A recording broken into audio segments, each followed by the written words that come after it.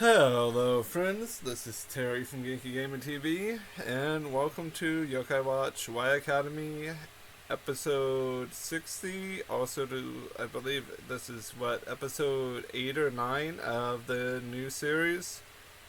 Before I actually dive into this, I do want to talk about the hashtag save Yokai Watch thing that has been going around Twitter. I am all for Yokai Watch being saved, but right now I figured if myself and larger content creators were the ones that initiated that it would just seem like we're just the only ones spearheading this. I like the fact that it was someone else within the community spearheading this initiative. And since it's been initiated, I also will be doing a special video on Yokai Watch in general sometime in the week ahead. I'm not sure what it will be on, but it might just be my experience with the series, with the fandom in general. But yeah, Lana and Lime are Atlanteans. And this is Atlantis, and this episode is here, Super Civilization Atlantis, or Kitaze Cho Bunmei Atlantisu. And this originally aired in Japan on March 12th, 2021. The link was provided to me by Austin. I don't know what tag you're using now for your YouTube, so comment down below whatever that is. Also, our girl Lana looks really good in the Atlantean garb. And yeah, Lana plays a significant role as the leader, as Amana Etremus. Yeah, that's hard to say initially. And of course, Motaro and Junpei are doki in love with Lana, with Miss Amana. And I think that's fine. I think this all now really explains her Y Hero Majin form. And I really love the fact that that is what we're playing this off of. And I like the flow of this episode in general. I also like the fact that Gomanda and Susano were basically blind to this. They seemed all very blind to a certain degree to everything that's going on. I also do like the Egyptian style architecture, which this explains Terramine, and Ashura Glypher. I'm gonna pronounce that again. Ashura Glypher. I'm botching the pronunciation, but this completely explains the forms, because the Atlanteans' architecture is very, very much Egyptian inspired. Also, Terramine is just very cute. I really like the scene that is showing off this connection with these smaller energy creatures. I feel like that the Inemo, yeah. I keep wanting to call it Animo, like from Genshin Impact. So I'm hesitating and stopping myself while trying to say stuff. But we also do have a major new antagonist that was introduced that we'll get to here momentarily. I'm bringing it up now because the design is very much reminiscent of something Puzzle and Dragon would do, or something that would be done in, let's just say, Digimon. This is something very different that we've not been exposed to in the Yokai Watch world too often. I mean, we have a lot of stuff with edgy and cool designs for the most part, but this is one of the first designs that really, I don't want to say resonates or pops, but it works really well as a monster. You'll see it here momentarily.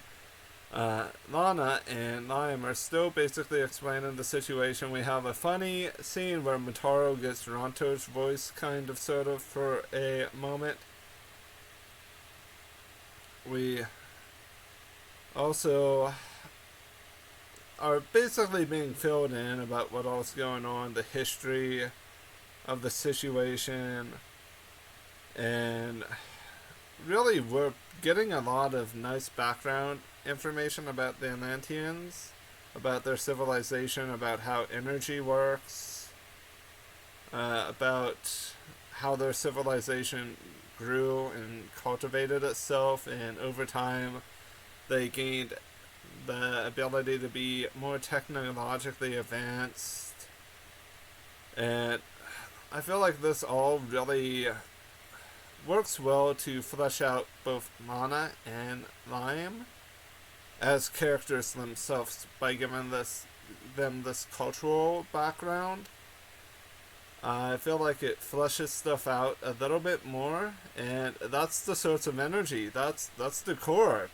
I don't want to call it the heart or the brain, but that's directly the core of energy that causes everything to work in this crazy Yokai Watch world, at least for the Atlanteans. So it's just the central point of power. Also, whoever's working on the wikia, thank you. You're doing good. And this was the monster I was talking about, guys. This is Ozma. It's Ozma.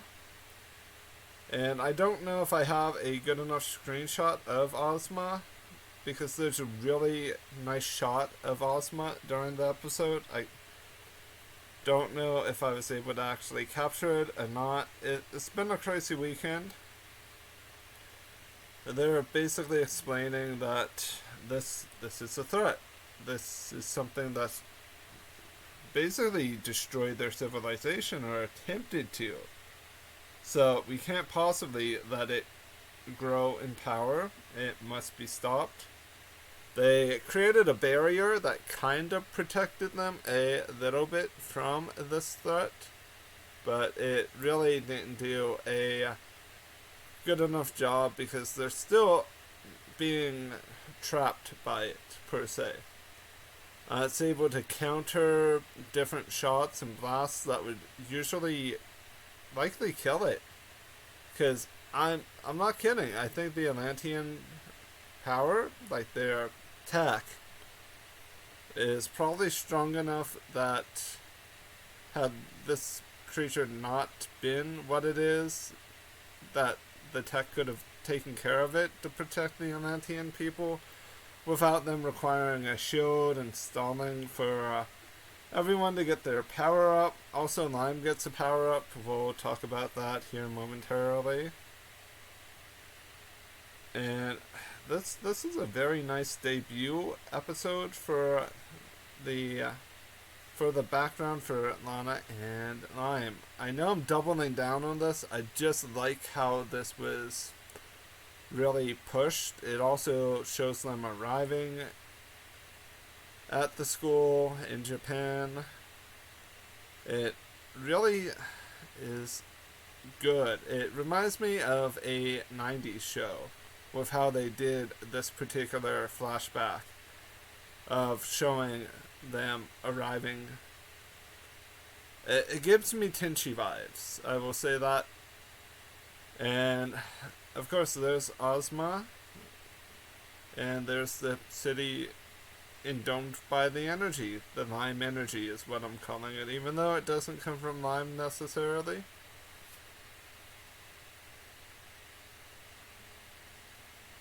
I do think that we will get more situations like this where we'll be exposed to more super powerful beasts.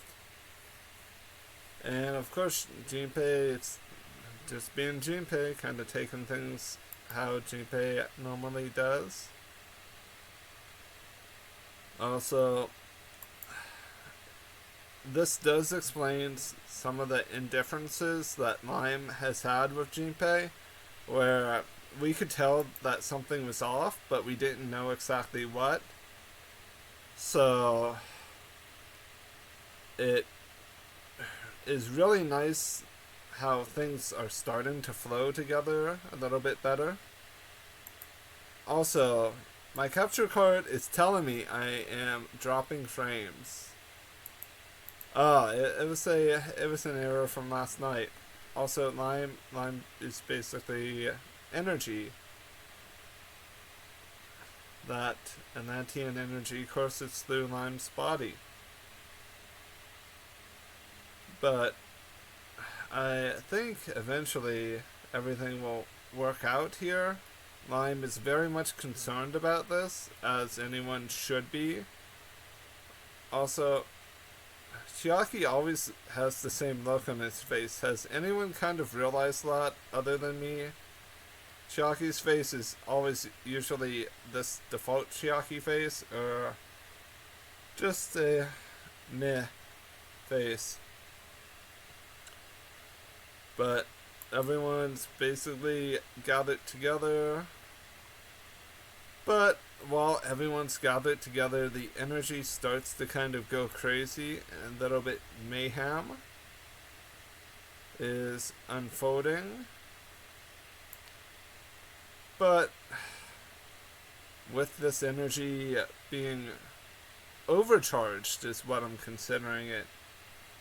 It's opening up a bit of a Pandora's box scenario if you really get into it, where there's certain things that have happened that will kind of cause stuff to escalate here.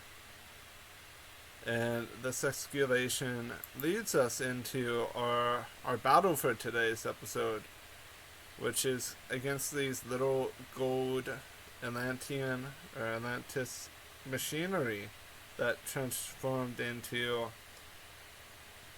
Does the wiki actually have a name for these? Because they become something else. And they were basically summoned by that overload caused by Ozma. So... But here are our hero. I guess our true hero, Shikokumaru, and Deep Shadow Ancient begin taking care of this situation for us by going to battle with these golden maidens of war. Yeah, that's what we're calling them temporarily. And also Lana, or Amana, what should I call her? Guys, are we just gonna call her Lana, or are we gonna actually call her Amana?